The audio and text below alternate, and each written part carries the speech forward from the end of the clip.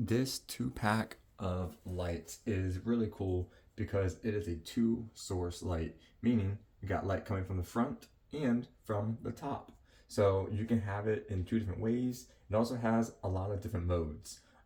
So you also have, so you got your regular light, you got brighter light, you got red light, and then you have a red and blue strobe light. So you got different modes on here. And then you can double click and you can have a white strobe coming from the front. And then, let's see, you double click again.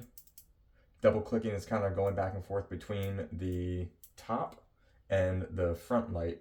But it's great to be able to have the different modes of solid and strobe from the front. So you can use it as just a flashlight in front of you. And then you also have all the different colors and the strobe effect as well, along with having a nice clip here to be able to clip it onto your belt, onto pants, onto backpack, pocket, whatever it might be. And then this part right here is how you open it up so that you can recharge it.